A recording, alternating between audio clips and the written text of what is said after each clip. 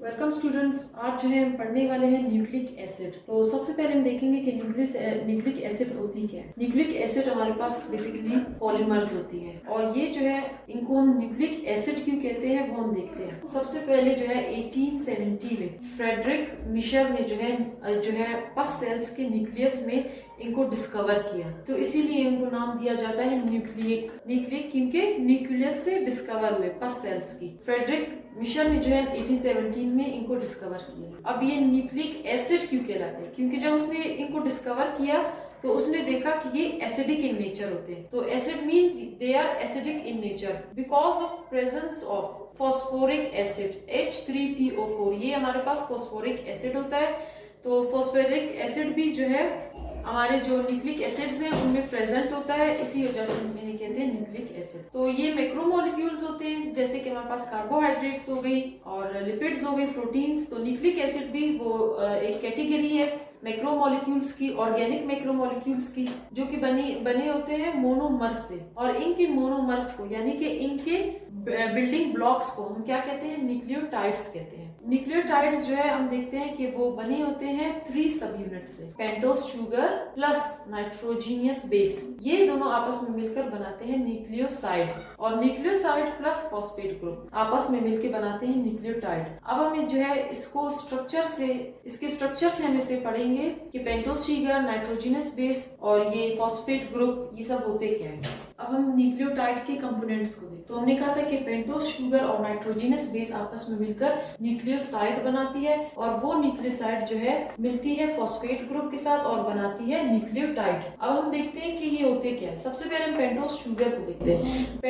पेंटा means 5, तो ये एक 5 कार्बन रिंग होती है हाइड्रोकार्बन्स की। हाइड्रोकार्बन्स हमारे पास वो कंपाउंड्स होते हैं जो बने होते हैं कार्बन से और हाइड्रोजन से, जो कि ऑर्गेनिक होते हैं। जितने भी ऑर्गेनिक कंपाउंड्स हैं वो हाइड्रोकार्बन से कहलाते हैं। तो पेंटोस शुगर जो है एक हाइड्रोकार्बन भी है, ये एक शुगर है, ये एक कार्बोहाइड्रेट है, और कार्बोहाइड्रेट्स में ये एक मोनोसेक्राइड है। इट मींस ये जो है कार्बोहाइड्रेट्स का बिल्डिंग ब्लॉक है। तो ये पेंटोस शुगर जो कि 5 कार्बन रिंग की फॉर्म में हमारे पास प्रेजेंट है, इसे हम क्या कहते हैं, राइबोस या फिर डीऑक्सीराइबोस। अब ये राइबोस और या फिर डीऑक्सीराइबोस ये प्रेजेंट होती है न्यूक्लिक एसिड में, न्यूक्लिक एसिड के बिल्डिंग ब्लॉक में, उसके न्यूक्लियोटाइड में प्रेजेंट होती है। तो राइबोस जो डीऑक्सीराइबोस है वो बिल्कुल राइबोस की तरह होता है।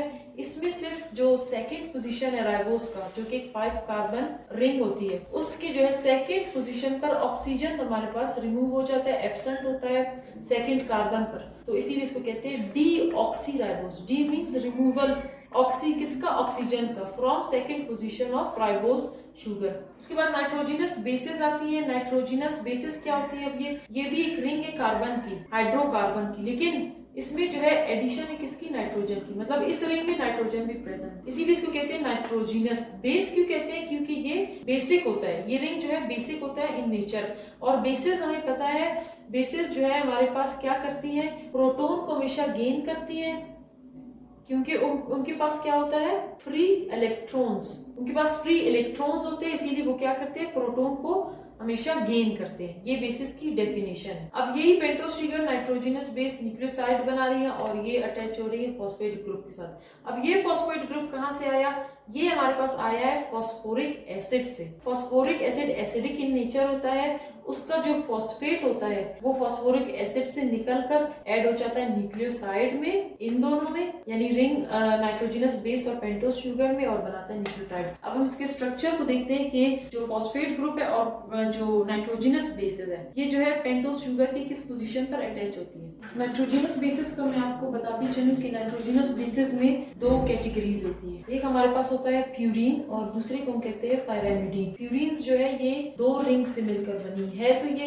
इनका नाम छोटा है लेकिन इनका स्ट्रक्चर बड़ा है। प्यूरीन्स बने होते हैं हमारे पास 2 रिंग्स से, 2 रिंग्स वाले प्यूरीन्स होते हैं, और पायरामिडीन जो है, पायरामिडीन बना होता है 1 रिंग से। इसका नाम बड़ा है लेकिन इसका स्ट्रक्चर छोटा है, तो आप इसको इस तरीके से याद रख सकते। अब प्यूरीन्स को और पायरामिडीन्स को याद करने का बहुत ही आसान तरीका है, निमोनिक्स के थ्रू। तो निमोनिक्स आपने ये दो याद कर लेनी, बहुत ही आपको बेनिफिशियल होगा आपके लिए। वो क्या है? प्योर एज गोल्ड, और दूसरा है कट द पाई। जो प्योर एज गोल्ड है वो हमारे पास प्रेजेंट कर रहा है प्यूरिन को। प्योर मींस प्यूरिन, तो प्यूरिन जो है ये डबल रिंग्ड होते हैं और इसमें हमारे पास प्रेजेंट होते हैं एडेनिन एंड गुआनिन। पायरामिडीन जो सेकंड कैटेगरी है नाइट्रोजनस बेसिस की, उसमें 3 बेसिस है। एक जो है हमारे पास क्या है? थायमीन है, दूसरा साइटोसिन है और तीसरा जो है यूरासिल है। तो ये जो थायमीन साइटोसिन है ये हमारे पास होते हैं डीएनए में, और यूरासिल जो है होता है वो आरएनए में होता है। पायरामिडीन्स जो है ये होते हैं सिंगल रिंग्ड होते हैं, लेकिन इनका नाम बड़ा है। और इसमें जो 2 नाइट्रोजनस बेसिस है उनको आप इस तरह याद रख सकते हैं, cut the pie, cut cytosine, the thymine और पाई पायरामिडीन। अब हम जो है जो न्यूक्लियोटाइड्स हैं वो किस तरह से आपस में मिलकर पॉलीन्यूक्लियोटाइड्स बनाती हैं उस, और जनरल जो है न्यूक्लियोटाइड्स के स्ट्रक्चर को भी। तो न्यूक्लियोटाइड्स के 3 कंपोनेंट्स थे, nitrogenous base, pentose sugar and phosphate group. अब हम देखते हैं कि किस पोजीशन पर कौन सा जो हमारे पास कंपाउंड है वो अटैच है। तो जो ये पेंटोस शुगर है, आप पहले इसका स्ट्रक्चर देख लें। इसके सेंटर में जो है ऑक्सीजन होता है, और यहाँ से अगर आप काउंट करें तो पोजीशन 1 का कार्बन है, फिर पोजीशन 2 पर दूसरा कार्बन, 3 पर तीसरा, 4 और ये पोजीशन 5 वाला कार्बन। तो पोजीशन 5 वाला जो कार्बन है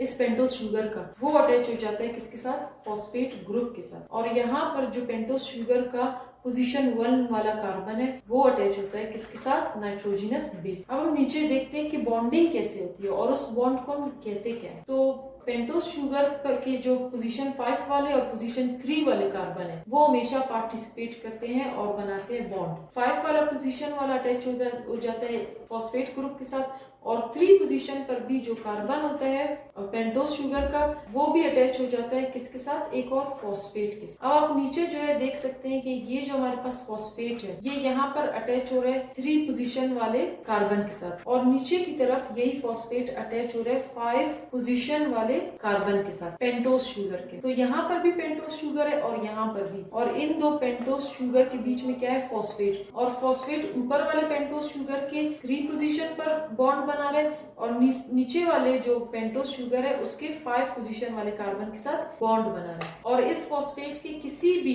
पेंटोस शुगर के साथ बॉन्ड बनाने को कहते हैं एस्टर बॉन्ड। ये भी एक एस्टर बॉन्ड है क्योंकि फॉस्फेट और राइबोस के बीच में बन रहा है, और ये भी एक एस्टर बॉन्ड है क्योंकि ये भी नीचे की तरफ फॉस्फेट, ये फॉस्फेट ग्रुप है पूरा, नीचे की तरफ ये भी फॉस्फेट और पेंटोस शुगर के बीच में बॉन्ड बना रहा है। तो ये भी क्या है? एस्टर। अब एक फॉस्फेट 2 पेंटोस शुगर के साथ बॉन्ड बना, इसीलिए इस बॉन्ड को कहते हैं फॉस्फोडाइएस्टर बॉन्ड। फॉस्फोडाइएस्टर क्यों? क्योंकि ऊपर की तरफ भी फॉस्फेट बॉन्ड बना रहे एक पेंटोस शुगर के साथ, और नीचे की तरफ भी यही phosphate, same phosphate group ester bond बना रहे हैं किसके साथ? नीचे वाले पेंटोस शुगर के साथ। और 1 पोजीशन पर जो पेंटोस शुगर का 1 पोजीशन है उस पोजीशन के कार्बन के साथ हमेशा कौन बॉन्डिंग करता है? Nitrogenous bases. यहाँ पर भी नाइट्रोजनस बेस है जो कि डबल रिंग है यानी प्यूरिन है, और यहाँ पर जो नाइट्रोजनस बेस है वो पायरामिडीन सिंगल रिंग है। अब हम जो है इसकी क्लासिफिकेशन देख लेते हैं न्यूक्लिक एसिड की। न्यूक्लिक एसिड्स हमारे पास जो है पॉलीमर्स होते हैं, बने होते हैं बिल्डिंग ब्लॉक से, जिनको हम क्या कहते हैं? न्यूक्लियोटाइड्स। तो न्यूक्लिक एसिड्स वो पॉलीमर्स है जो कि लीनियर होते हैं और अनब्रांच्ड होते हैं। अब इसकी अगर क्लासिफिकेशन करें तो इसकी 3 कैटेगरीज है, एक मोनोन्यूक्लियोटाइड, डाइन्यूक्लियोटाइड और पॉलीन्यूक्लियोटाइड। मोनोन्यूक्लियोटाइड, मोनो मींस 1, एक न्यूक्लियोटाइड से बने होते हैं, उन्हें हम क्या कहते हैं? मोनोन्यूक्लियोटाइड। ये जो है इसकी एग्जांपल हमारे पास क्या है? ATP, adenosine triphosphate. Adenosine triphosphate जो है हमारी एनर्जी करेंसी है, और ये जो एनर्जी करेंसी है इसका स्ट्रक्चर आप देख सकते हैं कि यहाँ पर पेंटोस शुगर है जो कि अटैच है नाइट्रोजनस बेस एडेनिन के साथ, और यहाँ पर हमारे पास 3 फॉस्फेट है। इसके पास 2 फॉस्फेट भी हो सकते हैं और 1 फॉस्फेट भी। अगर 1 फॉस्फेट होगा तो एडिनोसिन मोनोफॉस्फेट, 2 होंगे एडिनोसिन डाइफॉस्फेट, और 3 है यहाँ पर, तो ये क्या है? एटीपी का स्ट्रक्चर है, एडिनोसिन ट्राइफॉस्फेट। ये जो फॉस्फेट्स हैं इनके बीच में जो बॉन्डिंग है वो एक स्क्विगल की फॉर्म में है, और अगर ये बॉन्डिंग टूट जाती है तो हाई एनर्जी जो है रिलीज होता है, इसीलिए ये क्या है? एनर्जी करेंसी है हमारे सेल की। उसके बाद क्या है? डाइन्यूक्लियोटाइड जो कि बने होते हैं 2 न्यूक्लियोटाइड से। इसकी बेस्ट एग्जांपल NAD है, nicotinamide adenine dinucleotide. अब ये क्या है, दो न्यूक्लियोटाइड से बना है। एक हमारे पास निकोटीन अमाइड एक न्यूक्लियोटाइड है जो कि अटैच हो जाता है फॉस्फेट के साथ और शुगर के साथ और बनाता है एक न्यूक्लियोटाइड। दूसरा हमारे पास एडेनिन है जो कि अटैच हो जाता है अगेन फॉस्फेट के साथ और शुगर यूनिट। एक इसका न्यूक्लियोटाइड और इसका आपस में मिलकर क्या बनाते हैं, NAD। और ये हमारे पास इलेक्ट्रॉन ट्रांसपोर्ट चेन में एज अ कैरियर। उसके बाद क्या है, पॉलीन्यूक्लियोटाइड जो कि मल्टीपल न्यूक्लियोटाइड से बने होते हैं, पॉलीमर्स होते हैं जिनको न्यूक्लियोटाइड्स जो कि उनके मोनोमर्स है उन्होंने बनाया होता है। और इसकी एग्जांपल क्या है, DNA प्लस RNA। DNA है और RNA। DNA जो है डीऑक्सीराइबोन्यूक्लिक एसिड और RNA राइबोन्यूक्लिक एसिड। तो ये थी न्यूक्लिक एसिड्स की क्लासिफिकेशन।